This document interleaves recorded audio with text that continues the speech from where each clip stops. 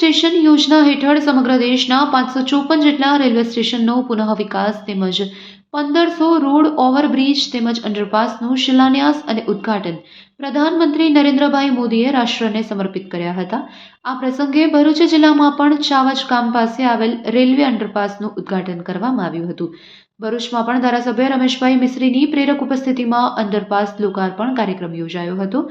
આ પ્રસંગે ધારાસભ્યએ માધ્યમો સાથેના સંવાદમાં જણાવ્યું હતું કે ચાવજ ખાતેથી પસાર થતો રેલવે અંડરપાસનું આજે લોકાર્પણ કરતા નેશનલ હાઈવે સાથે રોડ કનેક્ટિવિટીમાં વધારો થયો છે. સંજોગો વસાત ટ્રાફિકના કારણે નાગરિકો પાસે અંડરપાસથી નેશનલ હાઈવેવાળા રસ્તાનો ઉપયોગ કરવાનો નવો વિકલ્પ ઉપલબ્ધ થશે તેમ પણ તેમણે લોકાર્પણ પ્રસંગે જણાવ્યું હતું. આ પ્રસંગે તાલુકા પંચાયતના પ્રમુખ કૌશિક પટેલ, જિલ્લા પંચાયતના કારોબારી સમિતિના અધ્યક્ષ ધર્મેશ મિસ્ત્રી સહિતના નગરપાલિકાના પદાધિકારીઓ તેમજ મોટી સંખ્યામાં લોકો ઉપસ્થિત રહ્યા હતા.